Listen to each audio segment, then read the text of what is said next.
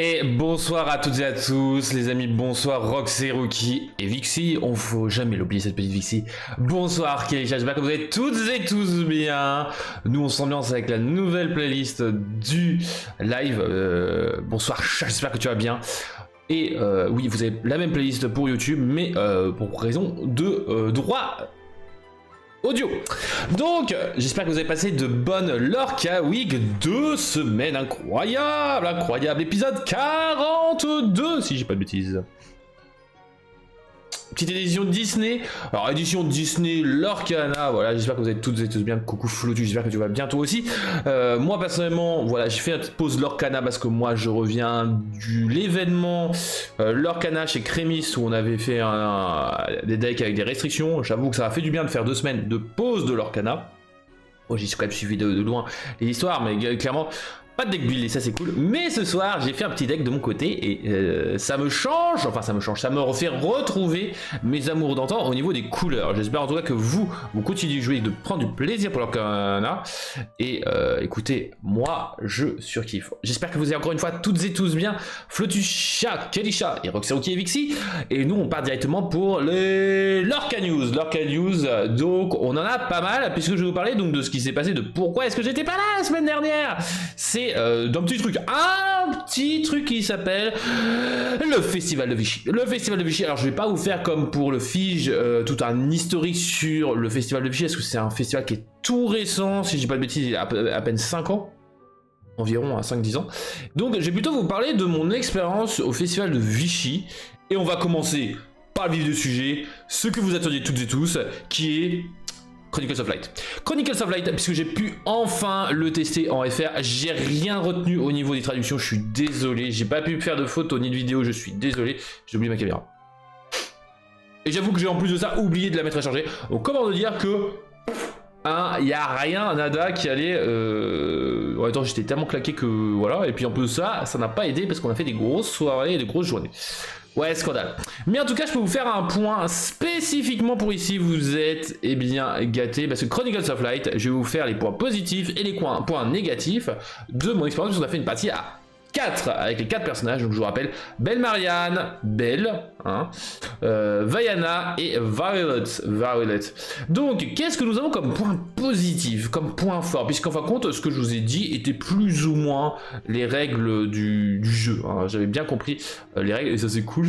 Ça prouve que je peux écouter correctement et vous faire la traduction des explications des jeux. Et ça c'est cool.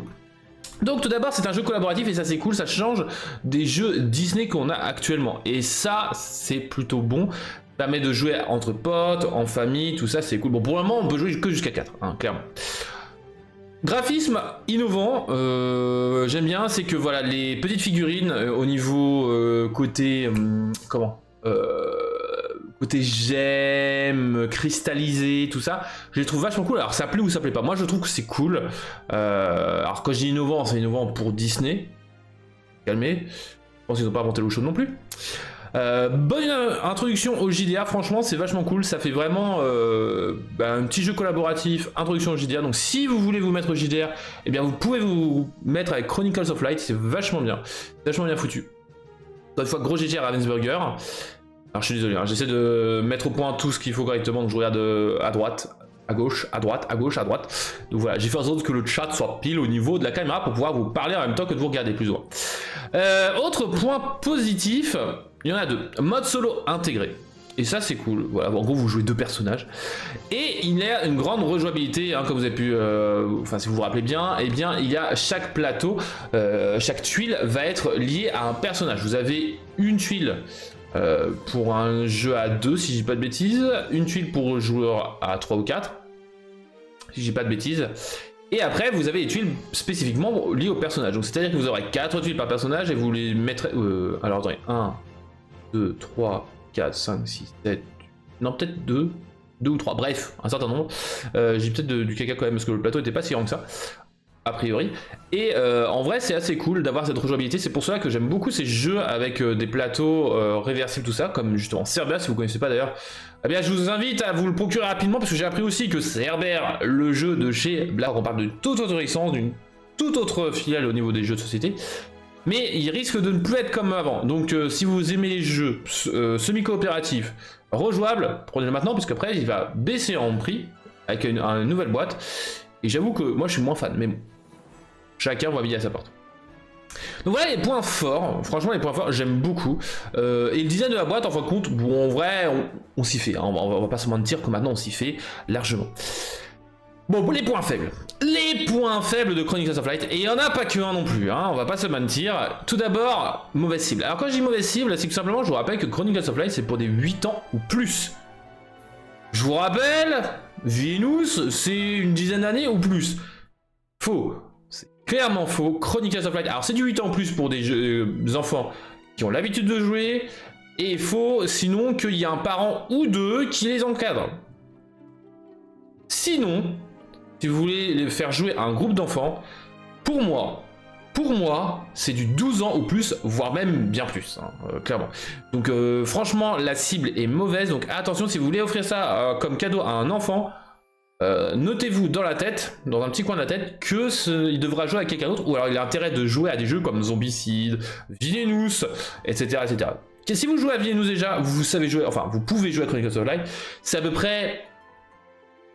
J'ai bien à peu près le même niveau de difficulté, et je parle de Villainous ancien, pas la nouvelle version, hein. Non, non, non. Donc attention, attention. Ça fait peut-être plaisir de jouer des princesses, enfin des héroïnes Disney, mais et en version collaborative, mais attention, encore une fois, ce n'est pas la bonne cible. Le livret de règles, je trouve mal expliqué. Alors après, bon, on l'a lu en diagonale, parce que qui dit festival dit on n'a pas beaucoup de temps, donc on lit à peu près, hein, voilà. Ce que je trouve mal expliqué, c'est juste au niveau des combats. Au niveau des combats, c'est juste que quand vous arrivez sur une case où il y a un méchant, en gros, vous vous arrêtez, bam, et le combat s'enclenche. Alors vu comment c'était écrit, moi j'avais compris que c'était plutôt à la fin de la journée où vous faites le combat, et non, c'est quand vous arrivez, vous faites le combat, et soit vous relancez le combat, soit vous attendez que quelqu'un d'autre le fait si vous n'arrivez pas à battre le méchant. Bon, à part ça, si je dis pas de bêtises, les règles étaient claires, donc c'est vraiment un petit point de règle, où là, bon, c'est peut-être moi qui ai juste mal lu. Donc voilà. Le choix des persos. Alors là on va parler, attention, attention, je parle pas de mon expérience, c'est surtout que j'ai discuté avec d'autres personnes de sexe féminin. Donc je parle avec un point de vue féminin et je ne suis pas une femme. Certaines personnes de sexe féminin trouvent que c'est un peu abusé, c'est du féminisme un peu extrême d'avoir pris que des femmes dans ce jeu-là. Ça aurait été mieux d'avoir et des femmes et des hommes. Alors moi personnellement ça me dérange pas spécialement, parce qu'on a du Pixar, on a de la nouvelle licence avec Vaiana, on a de la vieille licence avec Belle Marianne, et une licence classique, hein, de la période 90 à peu près, 80-90, avec et qui reste encore ancré dans les mœurs de classique, et qui est Belle. Donc en vrai moi ça me choque pas plus que ça. Après je suis d'accord que pour le point de vue justement anti-féministe extrême, pour poliment, c'est que tout simplement on aurait fait la même chose avec que des personnages de sexe masculin, ça aurait fait scandale. Bon. Moi personnellement je me dis oui je comprends machin, après voilà, moi personnellement c'est un point faible entre guillemets. C'est clairement... Moi je trouve que les persos sont bien, leurs capacités sont vachement cool, franchement je vous invite à le tester si vous avez l'occasion, parce que franchement c'est plaisant. En plus de cela, ça fait plaisir d'affronter les méchants avec justement vos héroïnes, et ça c'est cool. Donc moi j'aime bien, franchement moi ça me dérange pas plus que ça, mais bon voilà, il fallait que je note ce point là, pour dédicace à la personne et aux personnes auxquelles ils ont fait ce point là. Moi je trouve pas que le choix est mauvais, à vous de me dire dans le chat là, dites-moi ce que vous en pensez pour le moment des points que je nomme, parce qu'en vrai moi je trouve que c'est pas si choquant que ça. Après peut-être un petit peu, mais moi je trouve pas ça scandaleux. Et enfin les extensions. Alors là c'est pas un point faible, c'est pas un point fort, mais c'est déjà prévu qu'il y aura des extensions comme pour Venus. Mais j'ai peur de comment est-ce qu'ils vont faire les extensions. Parce qu'on a 4 personnages. Je vous rappelle que Venus en avait 6. C'est passé avec des extensions 3. Maintenant, c'est clair, net, précis. D'ailleurs, je vous donne l'information. Les extensions de Venus, ça sera 2 personnages par 2 personnages. Donc voilà. On est d'accord, Flotus, que personnellement, le choix des personnages, bon, moi personnellement, c'est plus les licences que le fait que ce soit sexe masculin ou féminin. Mais bon. Donc, vu qu'on se base avec Chronicles of Light, Darkness Falls, 4 personnages comme la nouvelle boîte de Villainous. Extension avec seulement 2 personnages. Et là, ça va faire que les extensions, ça va être compliqué parce que vous n'allez pas avoir beaucoup de choix de personnages à l'avenir. Je trouve ça un peu dommage. Alors après, à voir, est-ce que ce sont des extensions avec plus de 2 personnages? Par contre, la boîte des extensions, malheureusement, je vois pas d'autre façon de faire que des boîtes aussi grosses que ça. Alors je peux me tromper, bien évidemment, parce que le problème c'est que les plateaux individuels des personnages qui vont vous agrandir votre map sont à peu près aussi grands que la boîte. Donc ça va être au niveau du rangement, de l'achat, etc. À voir avec des gros points d'interrogation. Donc voilà. Donc ce jeu-là, quelle note je lui mets? Alors bien évidemment, c'est en réfléchissant 2 secondes. S'il y a beaucoup de rejouabilité, une extension est-elle nécessaire? C'est comme Villainous, c'est une grande rejouabilité en fait, Rocky ici. Je pense qu'il y aura des extensions, c'est principalement au niveau des personnages, au niveau des mécaniques. Alors moi je trouve que il n'y a pas besoin d'extension, en tout cas à l'heure actuelle. Alors ça peut être genre une boîte tous les 2 ans, tous les 3 ans, pour rajouter 4 autres personnages. Parce que en vrai, chaque personnage a 4 quêtes. Il y aura en plus de cela, selon la façon de jouer, etc. C'est pour moi beaucoup plus rejouable que Villainous. Donc je trouve que s'ils font des extensions, on peut appeler ça des extensions, ce sont peut-être des standalone, c'est-à-dire des Chronicles of Light bis, avec d'autres personnages qui pourront se mélanger avec celle-là, un peu comme le Villainous actuel, je trouve que c'est en effet pas nécessaire, mais en vrai, pour les grands fans, j'avoue qu'ils vont peut-être se lasser au bout d'un an, quoi, on va pas se mentir. J'espère en tout cas que ça vous aura intéressé ce point de vue de mon côté. Au niveau de la note, alors je n'ai pas réfléchi au niveau virgule, etc. C'est comme pour les lieux que je vous avais fait pour le 7.3. Qu'est-ce que je donne comme note? Je lui donne un gros 8 sur 10. Et si on note sur 20, je lui donne un 17 sur 20. Ce jeu-là, franchement, est excellent. Moi, j'ai surkiffé ma partie. Même des gens, enfin, les 3 autres personnes avec qui j'ai joué, qui étaient sceptiques, ils ont quand même passé un bon moment. Je dis pas qu'ils ont passé le meilleur moment du festival. J'avoue que moi, c'était pas mon meilleur moment, mais j'avoue que j'étais quand même assez, enfin, moi, je suis un bon pigeon pour Ravensburger, faut pas se mentir. Mais voilà. Donc voilà. Là, je pense qu'un bon 8, un 7 ou 8 sur 10, en gros un 7,5 si vraiment on note, je pense, au niveau de la note de tout le monde. Je pense que Chronicles of Light va vraiment plaire. C'est d'ailleurs pour ça que nous, en boutique, on va pas en avoir pris 72, parce qu'on a un petit local, pour ceux qui connaissent. Mais on a pris, enfin, j'ai fait en sorte qu'on en prenne quelques-uns quand même, parce que période de Noël. Et je pense que franchement, il a une cible potentielle. Et je pense que pour ceux qui écoutent actuellement et qui jouent aux jeux de société, franchement, si vous aimez collaboratif, c'est vachement cool. C'est vraiment cool. Après, est-ce que vous voulez peut-être attendre que moi je lise le livret de règles parce qu'on l'aura bientôt en démo, etc. Peut-être, ouais. C'est la cible égale Flotus. T'inquiète. On sait déjà comment te faire acheter des jeux. Mais non, en vrai, Disney, t'es le genre de cible, Flotus, où en gros, t'es le genre de cible, voilà, Disney, voilà, Harry Potter, voilà. Et ça, c'est un très bon jeu Disney, contrairement à d'autres trucs. Vraiment, c'est clairement le genre de bon jeu Disney. Il n'y a juste pas Cendrillon. Mais j'avoue que je suis choqué qu'il n'y ait pas eu Cendrillon ou Blanche-Neige, etc. Enfin, un des premiers Disney, par contre. C'est... Bon, ils ont fait le choix de Belle. Après, je pense qu'ils auraient dû faire comme dans Villainous. Vu la grosseur de la boîte, le premier Disney, c'est mettre 6 personnages. Parce qu'ils sont pas si compliqués, c'est surtout la façon de jouer qui est compliquée, parce que ça... C'est vraiment jeu JDR en fait, et je trouve que c'est pas un jeu de société à part entière, donc à voir pour l'avenir. Je sais pas si ça vous intéresse, mais voilà. Mais je pourrais vous faire un petit point si vous voulez sur les règles au niveau du livret de règles, s'il est mal expliqué ou pas, parce que forcément comme je vous ai dit, je l'ai pas lu en entier. Bref. Donc ça, c'était l'aparté de Lorcana. Maintenant, on va se focaliser sur Lorcana. Parce qu'on est là pour parler de Lorcana, Isen.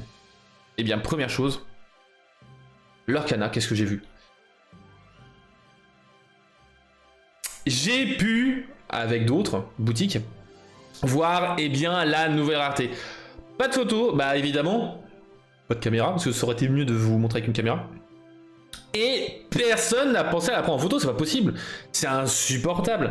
Donc je vais juste vous le décrire parce que de toute façon moi je l'ai vu que de assez loin, parce que bon on était pressés et j'étais pas le plus près de la vitrine. C'est en gros, alors pour ceux qui connaissent Yu-Gi-Oh, c'est un foil léger, très léger. En gros ça va être des plaques. En gros le ciel, enfin le nuage va être en foil, voilà, le blanc va être en foil, tout ça. Et par contre, alors quand je dis foil, c'est en gros juste une plaque brillante, mais vous aurez une forme de vague en fait, pour représenter la mer azurée, mais aussi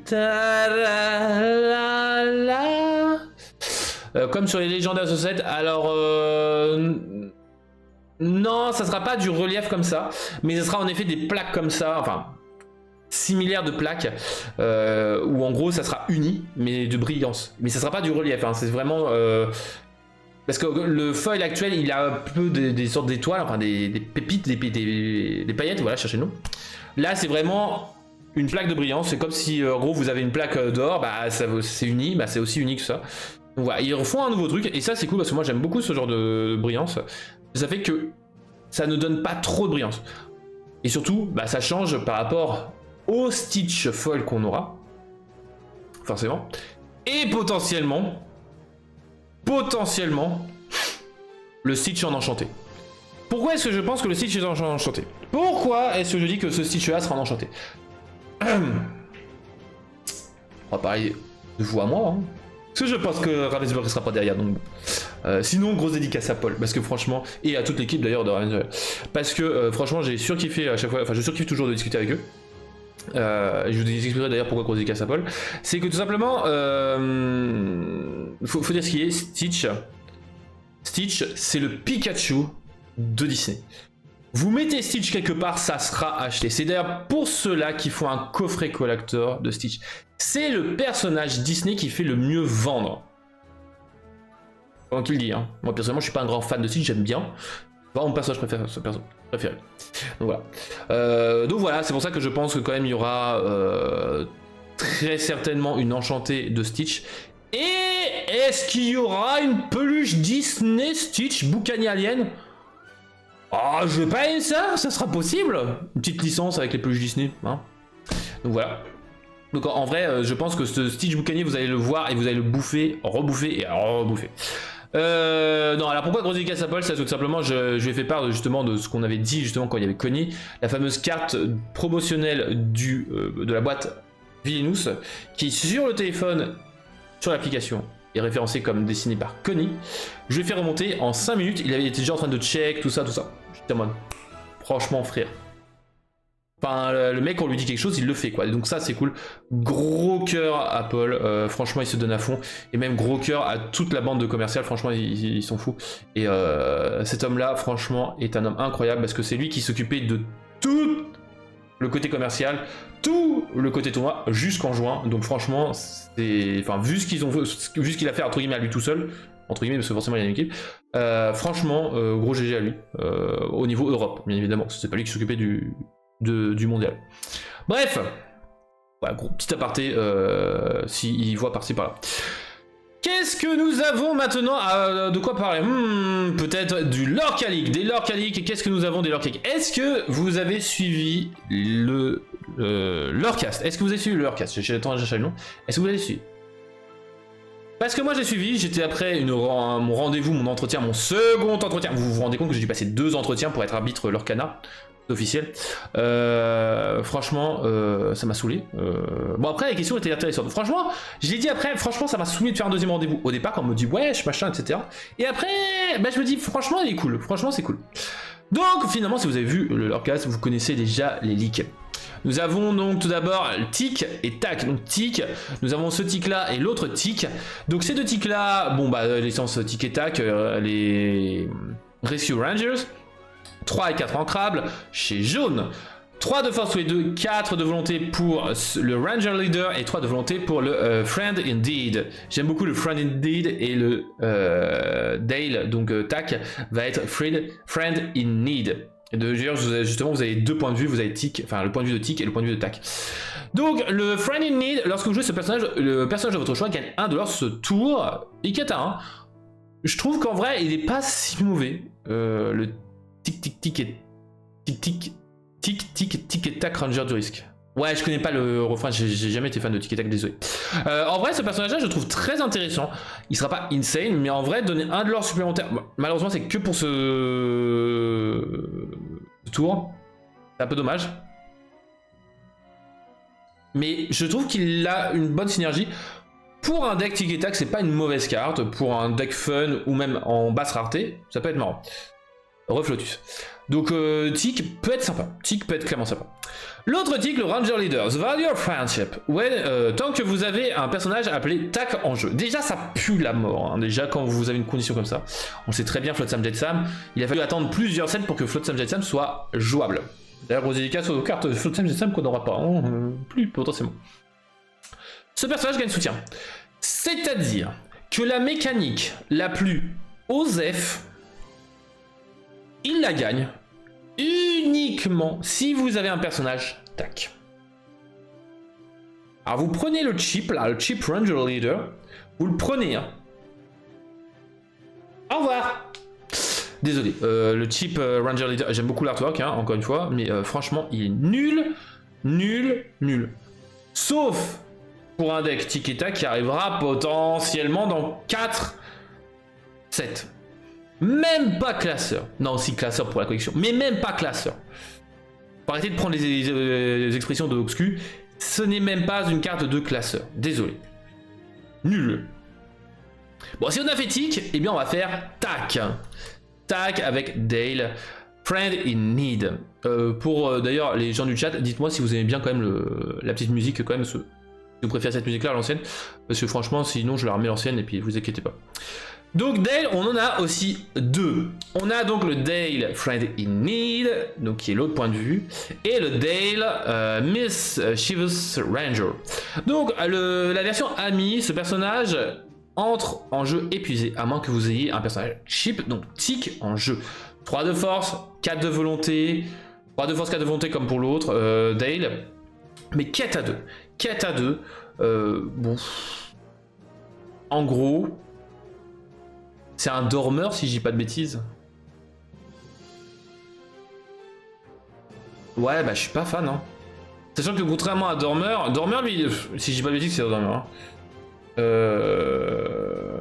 Ah, sans musique carrément, Roxy Rocky, d'accord, on mettra plus de musique, c'est bon. Donc lui, ce qui est chiant pour parler poliment, il vous faut un personnage d'un certain nom. Alors que l'autre nain, bah il vous faut un personnage 7 nains. Donc c'est quand même mieux.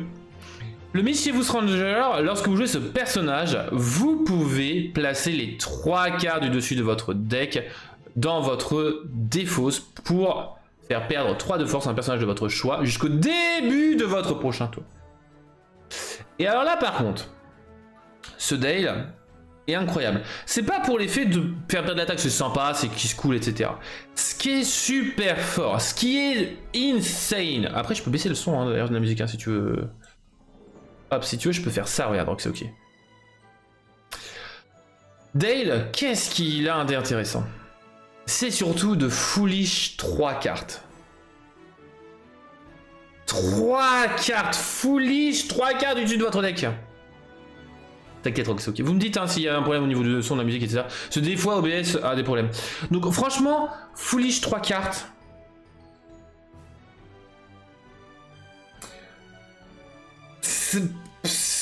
Enfin non, il ne faut pas remplir sa défausse. On le sait très bien dans les autres TCG que remplir sa défausse, ça pue la merde pour plus tard quand vous pensez à Hades, les enfers, etc. Vous allez pouvoir aller les récupérer ou alors gagner du lore pour le nombre de personnages ambre dans votre défausse, enfin des trucs comme ça. C'est excessivement fort. C'est totalement fou. Donc Dale, pour le moment il est nul, hein, on va pas se mentir, mais pour l'avenir... il aura très certainement l'effet escompté du... comment il s'appelle de Bucky. C'est-à-dire que pour le moment, il est nul. Hein. Mais dans 3-4-7, deviendra fort. Enfin, moi, c'est mon avis. Alors, si on tic et qu'on attaque, on va pas attendre 15-7. Hein. On va pas attendre 15-7, les amis. Hop, la flèche, elle est là. On a la Floodborn tic et tac, c'est la tac, tic, tic et tac, Ranger, Softer, 3, n'importe quoi, 8 non ancrables, 6 de force, 6 de volonté, quête à 3. Alter 5. Alter 5 non ancrable. Bon, alors, vous pouvez le jouer sur un personnage tic ou un personnage tac, comme Flotsam et Jetsam. Ce personnage, j'ai considéré à la fois comme tic et comme tac, ok. Et durant votre tour, chaque fois qu'une carte est placée dans votre réserve d'angle, vous pouvez renvoyer une carte personnage de votre défausse dans votre main. Voilà ce que je dis justement, c'est que vous allez meuler et aller récupérer le personnage de votre choix. Tic et tac, j'avoue que cette floodboard là, alors on me dit non, c'est Osef comme le Flotsam et Jetsam. Non, parce que actuellement les tic et tac ne se donnent pas d'effet. Alors que Flotsam et Jetsam, lui, récupère les effets et des Flotsam et Jetsam. Ce qui fait que ça devient un monstre. Là, c'est... Autre particularité de Flotsam et Jetsam, c'est que vous allez pouvoir le floodboard en foulishant 2 cartes. Là, c'est Alter 5. Non. Non. Après, ça peut être intéressant dans un bleu-jaune, par exemple, parce que comme vous allez apparemment ancrer, avoir besoin de mettre des cartes dans votre réserve d'angle, écoutez, vous pouvez essayer de comboter avec la grand-mère Tala. Pourquoi pas? Mais en vrai, tic-tac. Classeur. Classeur. Je sais pas ce que vous en pensez, moi, de la base tic-tac, je suis vraiment pas fan. Oui, ouais. Ouais, non, en fait, il aurait fallu qu'il soit ancrable déjà. Ancrable, on aurait dit ok. Ouais, alors après, si c'est Alter 2, au bout d'un moment, faut arrêter parce que Alter 2, boum. Allez, je peux chanter tout ce que je veux. Non, on va peut-être se calmer. Mais ouais. À voir. Peut-être dans un bleu jaune, hein.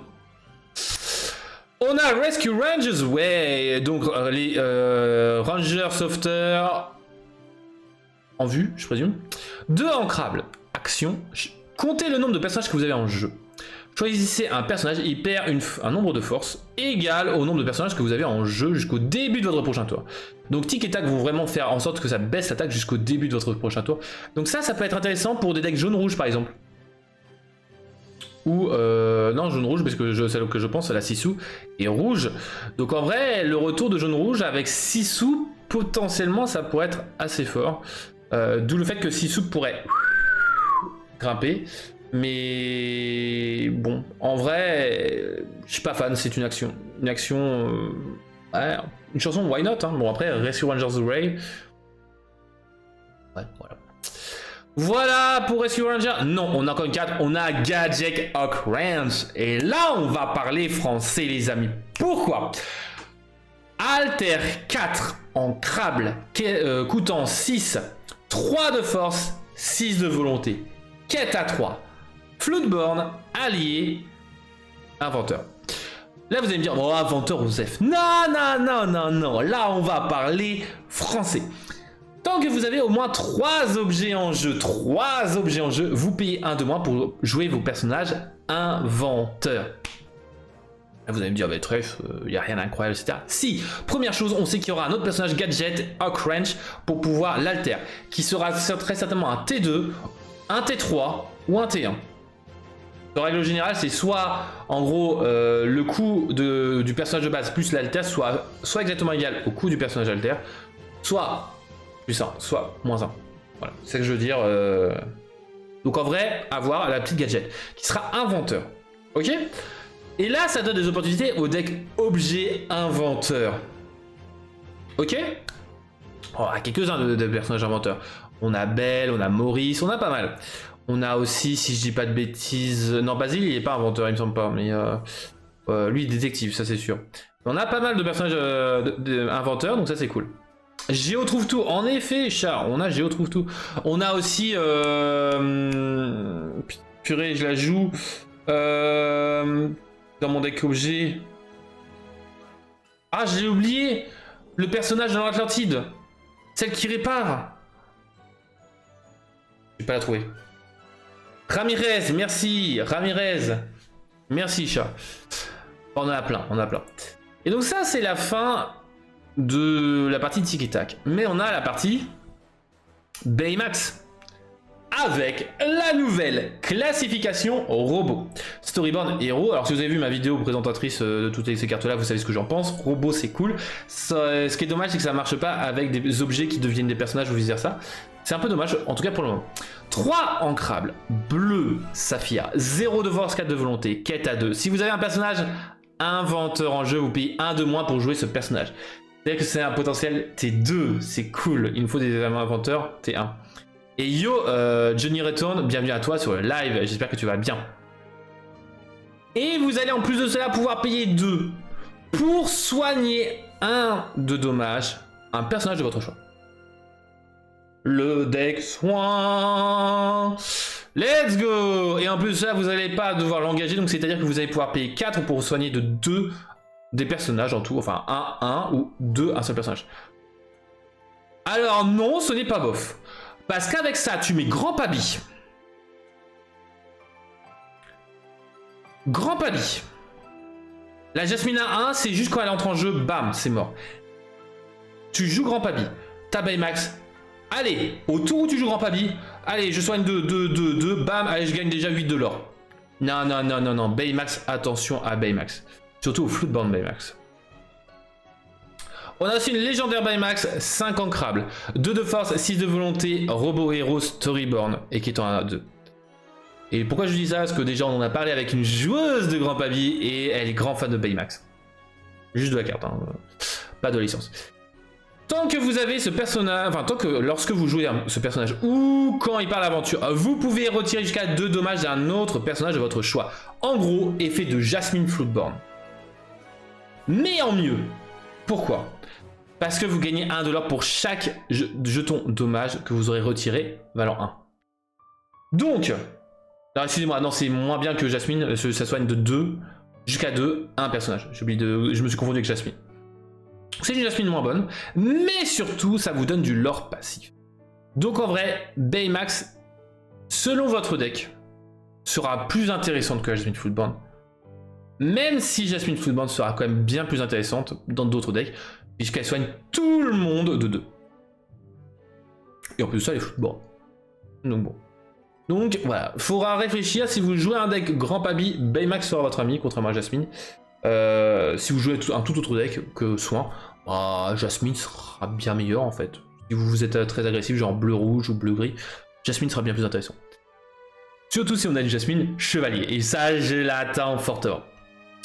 Qu'est-ce que nous avons? Eh bien nous avons aussi Hiro Hamada, le prodige en robotique, ancrable à 3, 0 de force et 3 de volonté, inventeur. Vous l'engagez, vous payez 2, qu'est-ce qu'il fait ce petit?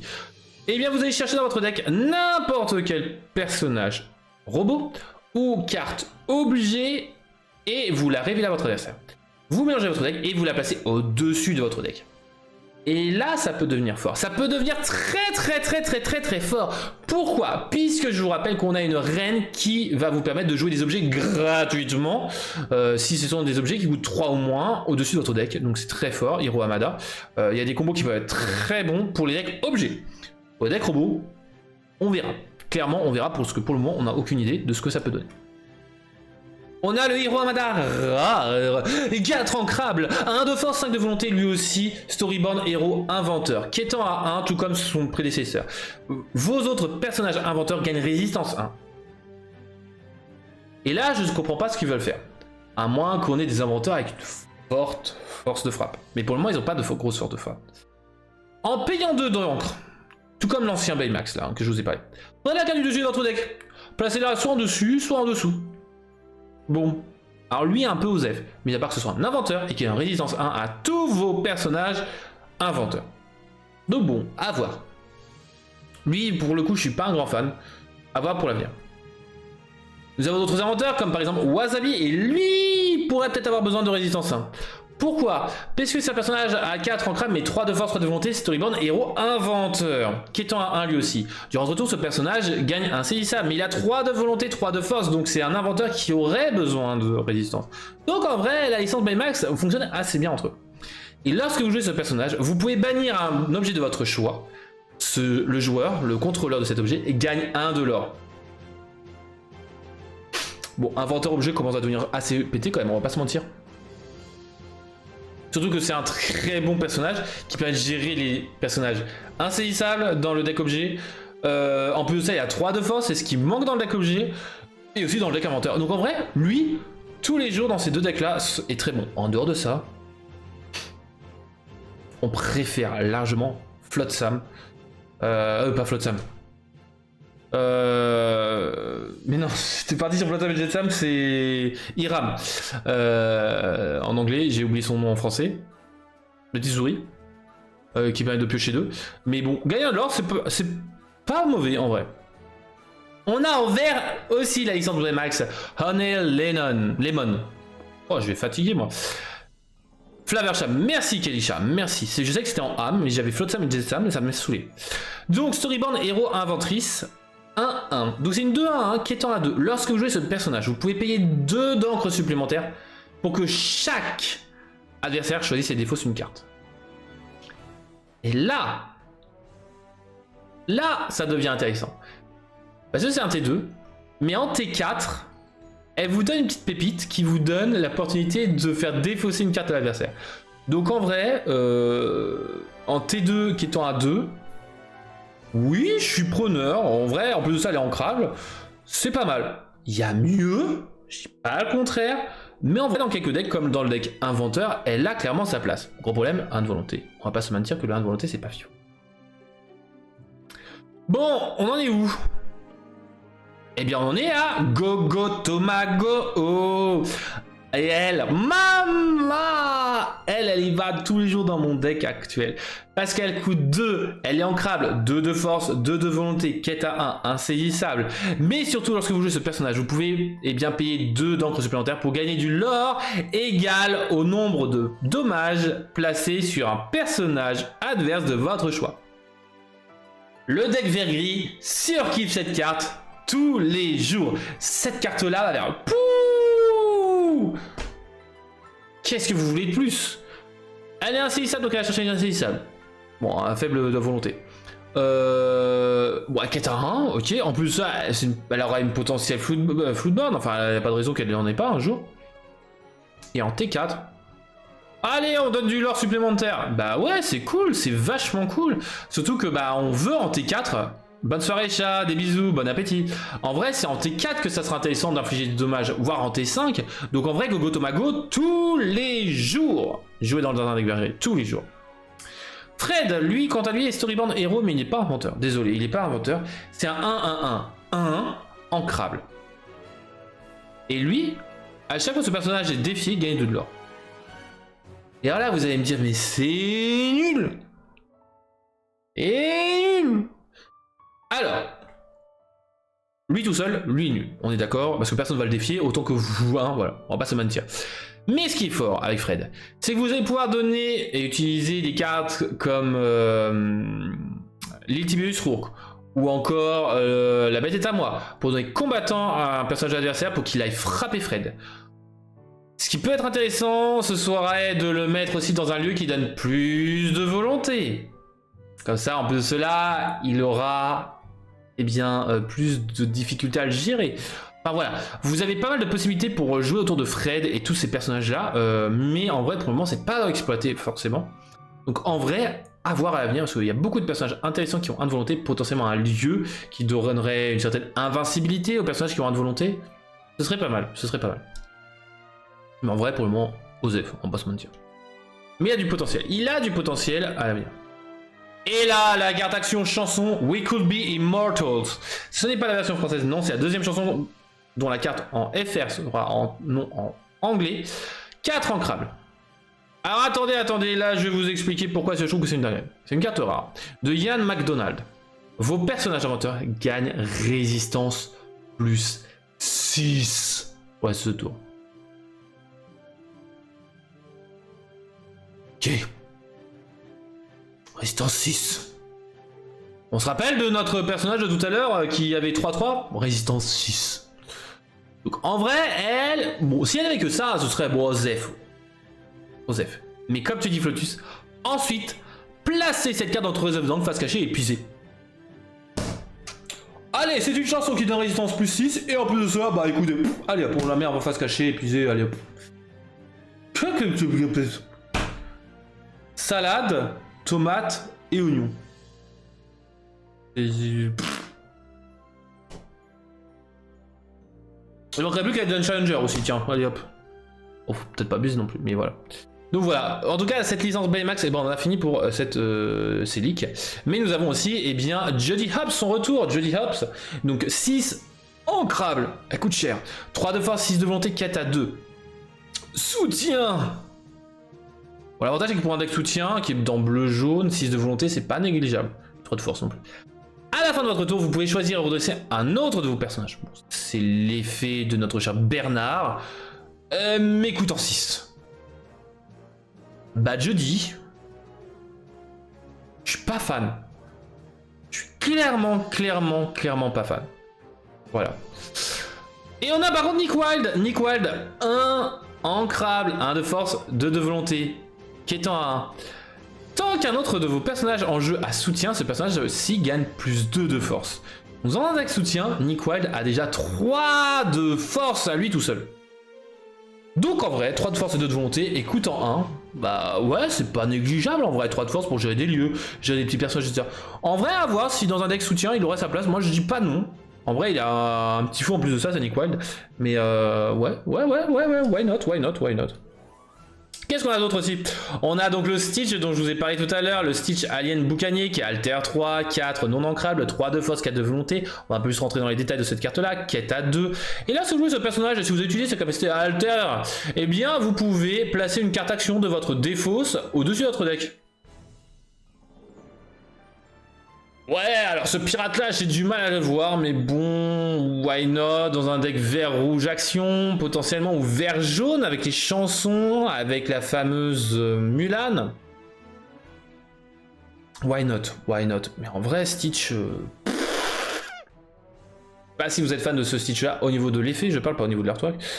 Franchement, cet effet-là, je suis un peu déçu de ce Floodborn Hero Alien Pirate, mais bon, un pirate, c'est cool. Et quête à 2, c'est cool. Nous avons aussi dans la même licence, eh bien, Hot Potato, la patate chaude, 3 ancrables. Vous choisissez un des 2 effets. On aime bien choisir 2 effets dans gris. D'infliger 2 dommages à un personnage de votre choix. En vrai, infliger 2 c'est cool. Bannir un objet de votre choix, bah c'est tout aussi cool en fait. C'est totalement cool, cette carte-là est assez folle. Défaut, c'est une action, c'est pas une chanson. En vrai, c'est cool, cette versatilité, j'aime beaucoup. Franchement, c'est comme tirer à la corde. Mais je trouve que Hot Potato a quand même cet avantage, que ce soit infliger des dommages à un personnage, bannir un objet, et c'est ancrable en vrai. Donc Hot Potato, je pense qu'elle aura un petit peu sa place. Mais c'est que infliger 2, en vrai, c'est cool. Et on a aussi la chambre du Conseil Galactique de la même licence. Premier lieu du 7-6 révélé. 3 ancrable, 1 de déplacement dessus, 7 de volonté. Donnant 1 de l'or.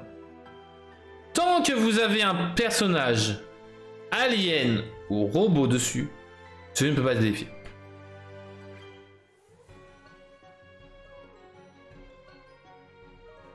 Profitez de la musique.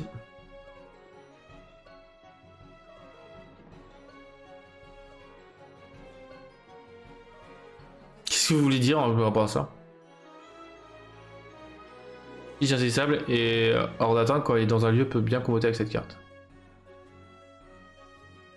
Oui, en effet, Roxy, je suis d'accord qu'avec cette chambre, oui, ça peut être pas mal, ouais. Mais bon... Alors, vert-gris en lieu, pourquoi pas? Après tout, on a bien déjà notre John Silver, qui est alien aussi. Et bon... Ouais. Ah, mis à part ce Stitch-là, j'ai un peu du mal à... Oui, le John Silver. En vrai, Galactic Council Chamber... Après, à voir pour les personnages robots. Hein. Après, il y a peut-être potentiellement d'autres cartes robots qui auront un intérêt, mais pour le moment, bof. Allez, qu'est-ce qu'on a d'autre? Eh bien, on a un Jim Hawkins. Justement, on parlait des aliens. Et bien, lui, il en côtoie. Puisque ce personnage 7 ancrable, Dreamborn Hero Pirate Captain, 4, 7 au niveau des stats, Rempart, qui est en A2. Alors déjà, Pirate en jaune, je suis pas un grand fan. Rempart à 7, pas fan. L'avantage, c'est qu'il est ancrable. lorsque vous jouez ce personnage, regardez les 4 cartes du dessus de votre deck. Ok, vous pouvez révéler autant de cartes personnages pirates de votre choix. Et placer le reste, et les ajouter à votre main, et placer le reste en dessous de votre deck. En gros, c'est l'effet de l'arène, mais pour les pirates. Mais c'est ancrable. Je sais pas ce que vous en pensez, donc Flotus, Kelisha, Roxeruki, Johnny Return. Je crois que c'est tout au niveau de. Et puis les autres du chat, et même sur YouTube. Moi, je suis pas. Un immense nom. Bah. Et encore, immense nom, je pense que tu es gentil. Hein. Je vois pas vers où ils veulent aller en fait. L'artwork est magnifique. Ah, c'est ça, c'est rempart en T7. Alors, à moins qu'ils veulent nous envoyer vers l'utilisation de 2-0 héros, mais. Voilà quoi. Après, son effet est fort. En vrai, son effet est fort. On va pas se mentir. Parce que l'effet de l'arène déjà est très fort dans le deck l'arène. Bon, j'avoue que jouer sur une classification comme ça, c'est très fort. Mais juste cet effet-là pour justifier le 7 arrive beaucoup trop tard. Je trouve qu'un 5 non ancrable et on change un peu les stats. Oui. Enfin, même on s'en fout de bodyguard dans les pirates, en tout cas pour le moment. Mais bon. À voir à l'avenir, peut-être qu'il aura un intérêt plus tard. Peut-être qu'il aura un intérêt. Mais pour le moment, cette SR, nul, à voir à l'avenir. À voir à l'avenir. Mais bon, j'avoue que Jim Hawkins, je suis déçu pour. Enfin, je suis triste pour les fans de la planète au trésor. Qu'est-ce que. Mince, je me suis trompé de flèche parce que non, j'ai pas envie de revoir Jim Hawkins. Nous avons aussi donc Sissou. La Sissou en violette cette fois-ci. Hein, c'est le remplaçant. Enfin, c'est la remplaçante de Mickey. Elle va y avoir le droit à chaque couleur. Sissou violette, bon bah 5 ancrable, 3 de force, 6 de volonté, ce storyboard héros, divinité, dragon, qui est en A2, à Challenger 2. Et là, pour une fois, c'est le seul Challenger où je trouve son intérêt. Parce qu'au moins, elle a de la volonté, elle a de la force de base. Je dis oui, parce que les Challenger 2, 3, etc., qui ont genre 0 ou 1 de force déjà seulement, et quasiment pas de volonté, je dis non, parce que bah, il suffit juste de les défier pendant le tour de l'adversaire, enfin, pendant votre tour, et bah, c'est bon, vous les gérez en fait, les Challengers. Après, c'est une bonne pression, j'avoue, mais bon. Mais oui, exactement, okay. On attend le AA bleu qui, je pense, va jouer sur le fait de partir en encre. Ouais, j'ai pas dit, c'est qu'il va avoir un petit effet lié à Grand-Mère Tala, je le sens. Genre peut-être un AA suprême si vous avez Grand-Mère Tala en jeu. Bon alors là, je vous dis, Grand-Mère Tala est ressorti tous les jours. Nous avons quoi d'autre? Nous avons aussi la théière du Chapelier Fou. 2 ancrables, en l'engageant et en payant 1, chaque adversaire place la carte du dessus de son deck dans sa défausse. Alors elle par contre, elle me fait chier parce que mon deck objet, je ne le jouais plus en bleu-violet. Mais à cause de cette carte, je vais la rejouer en bleu-violet, le deck. Je vais clairement la rejouer en bleu-violet. Parce que c'est un objet excessivement fort. Après, à voir les autres objets qu'on aura dans le set, mais je la trouve très forte en vrai. Je la trouve très forte. En tout cas, j'espère encore une fois que vous aimez ces cartes dans le chat, sur YouTube, etc. Que vous avez toutes et tous très bien. Petite pause voilà vers la fin pour pas demander ça. Que vous aimez bien les musiques, que vous aimez bien la refonte de la chaîne. Je trouve que c'est cool. Mais voilà, ça redynamise un peu. Et ça remet un peu au goût du jour aussi le set. Qu'est-ce que nous avons? Eh bien nous avons le Rafiki Floodborn aussi. Rafiki à sa Floodborn en mode spirit, un peu comme la Grand-Mère Tala. 9 non ancrables.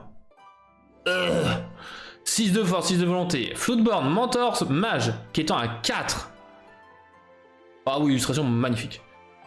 Alter 7. C'est une rare. Et là on se dit, elle a intérêt d'avoir un effet cool, parce que bon, 9, Alter 7, tout ça.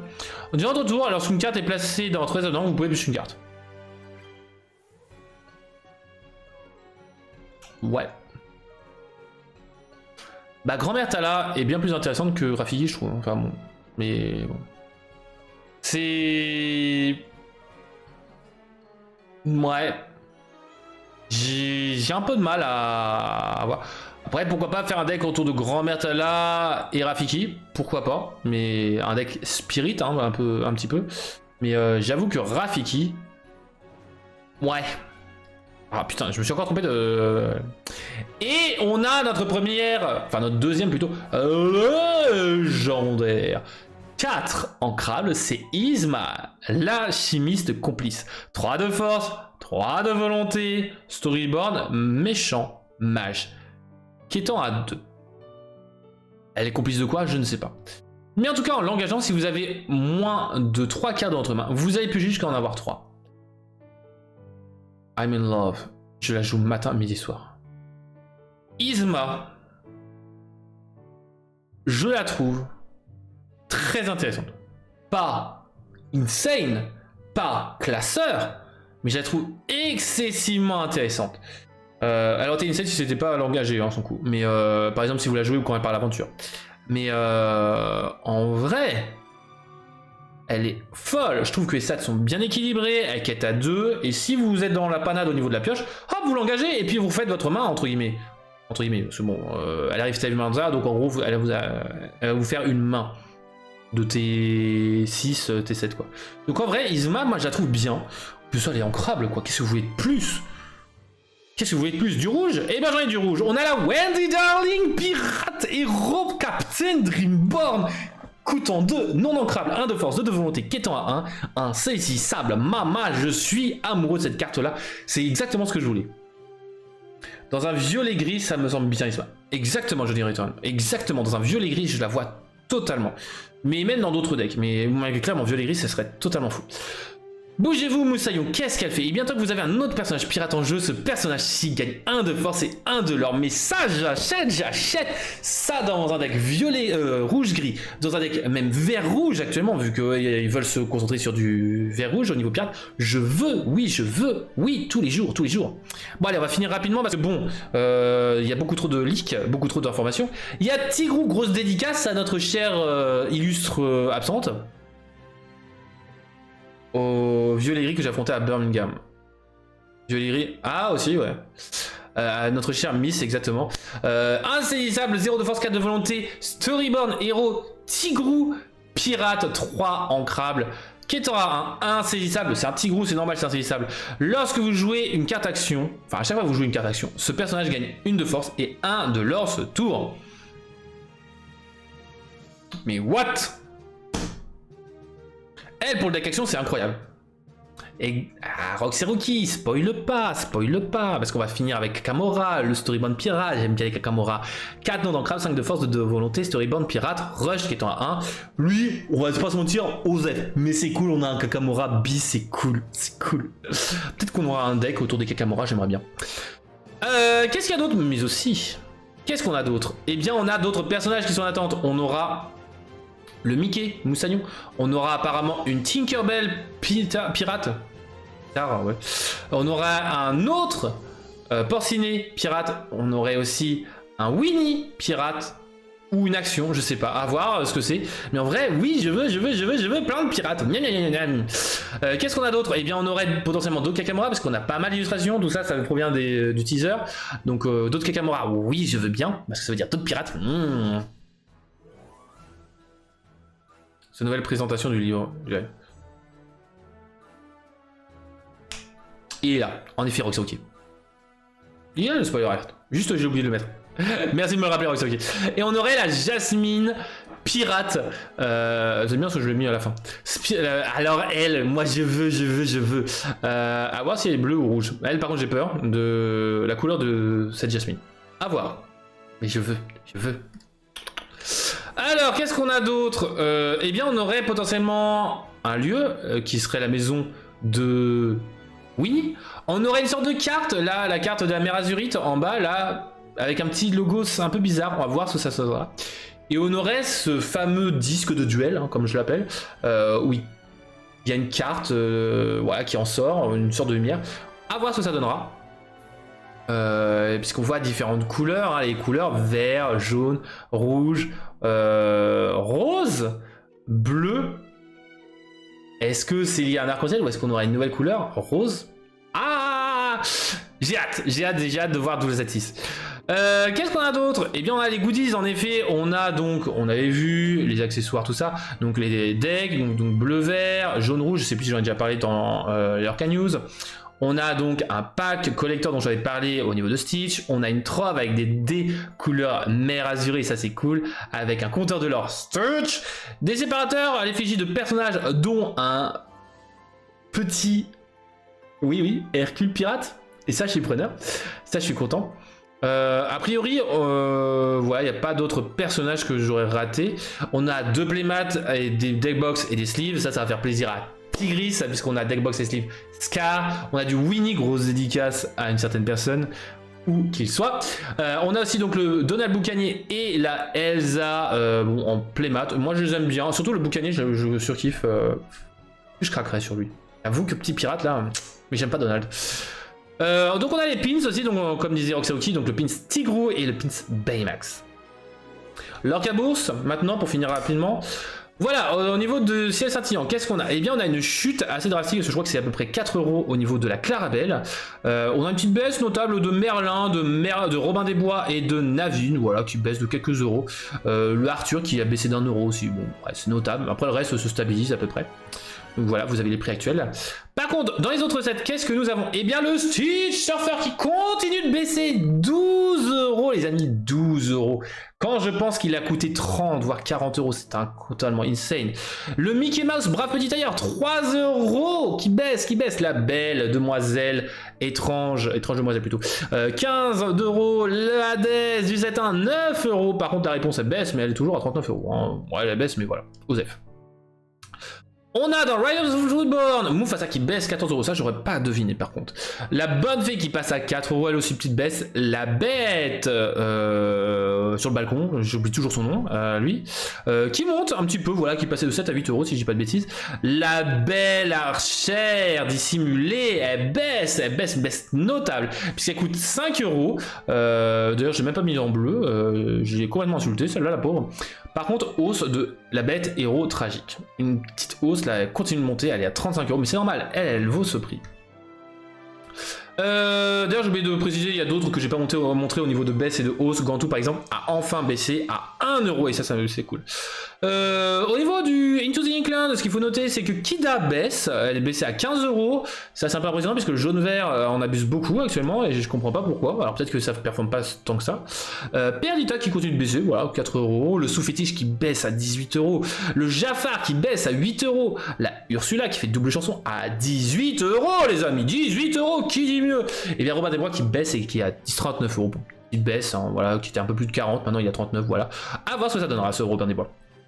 Et au niveau de retour d'Ursula, bon, on n'a pas grand chose au niveau des prix, on a juste une baisse encore de Hades, il est passé de 3-4 € à 2 €. La reine, justement, de Vinress, qui baisse à 7 €.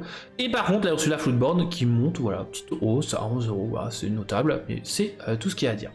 Et voilà ce qu'il y a au niveau des Lorca News, voilà, on peut aussi le spoiler alert, on en a plus besoin. Allez, on va partir sur le Lorca Quiz en quelques minutes. En quelques minutes, on va faire, allez, un de chaque. Un de chaque, ça vous dit? Voilà, pour finir en beauté, parce qu'on avait beaucoup d'informations, je pense que tout ce que je vous ai donné, ça vous a plu. En tout cas, ça vous aura fait intéressé au moins. Petite discussion, et si j'étais tout seul. C'est pour ça que des fois, je peux pas faire de news, enfin d'autres chroniques autres que ces deux, hein, les leaks et les jeux, parce que ça prend beaucoup trop de temps. À moi tout seul, et pareil tout seul, c'est fatigant. Donc tout d'abord, on va commencer avec une citation. L'amour est le véritable lien. Quelle est cette carte? Quelle est cette carte, les amis? Allez. Ah, j'ai oublié de faire les compteurs de points. Ah non, zut. La Reine des Neiges. Non, Flotus, ce n'est pas la Reine des Neiges.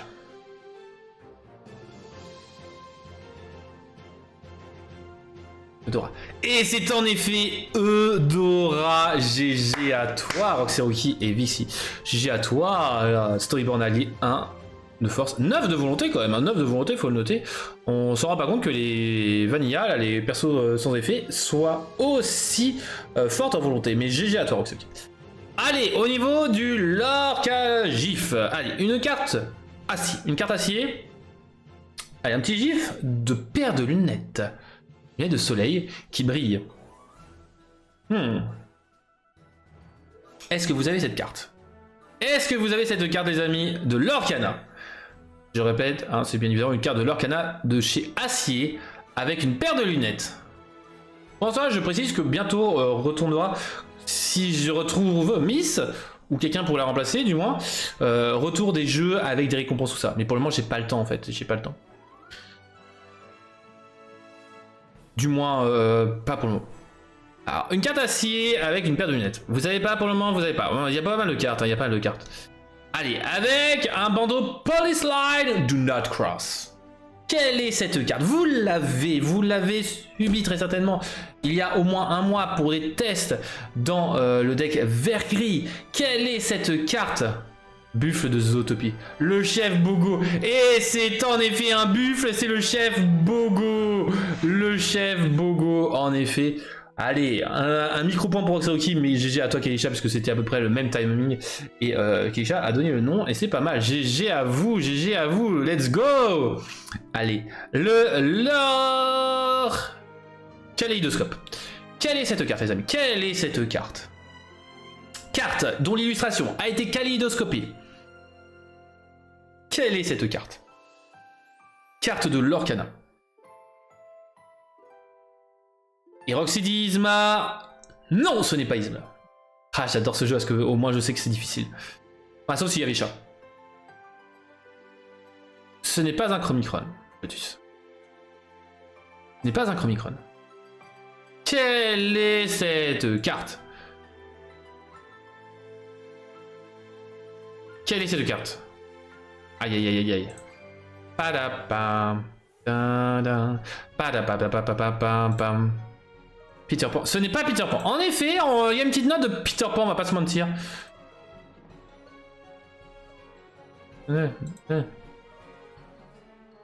Allez, quelle est cette carte? Le lapin de Robin. Oh là là là là! Est-ce que ce serait ce fameux lapin qui s'appelle Bobby, mais incroyable? Flotus a eu des cours de la part de chat. Ah là là là là là.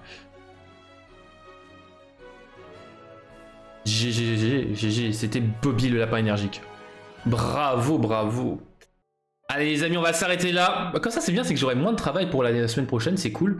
Au niveau des news. Sachant que je vous ai préparé des petites pépites au niveau... Alors j'ai pas mis du 7-6 pour le moment. Je vous préviens de suite. Mais bon, là on a déjà fait une série, donc potentiellement des cartes de 7-6 glisseront pour la semaine prochaine. Allez, on va donc s'arrêter là. Et j'espère que vous aurez kiffé ce petit live. Voilà. J'espère que vous aurez passé une bonne soirée, que vous aurez kiffé ce petit moment. Alors pour ceux qui regardent les rediff, que vous aurez passé une bonne journée, une bonne milieu d'après-midi, je sais pas, voilà. En tout cas, j'espère que vous passerez une bonne journée, une bonne soirée, une bonne nuit, un bon repas, voilà, bon appétit pour ceux qui vont manger. C'était Trif et les Glimmers, les illumineurs et les illumineuses. Le mot de la fin. Est-ce qu'il y a un autre mot de la fin que Tigrou? Tigrou. Allez, on appelle 3 fois Tigrou et Miss va apparaître. Tigrou, Tigrou, Tigrou. Est-ce que j'ai un message? Là. Miss nous manque, hein. Mais non, pas Tigrou, Tigrou. Tigrou. Ah ouais, Roxy, elle veut revoir Miss, hein. Elle veut revoir Miss, incroyable. En tout cas, voilà, je vous fais des gros bisous. Cœur sur vous et votre famille et vos amis. C'était Trif, on se dit à la prochaine. Bye bye!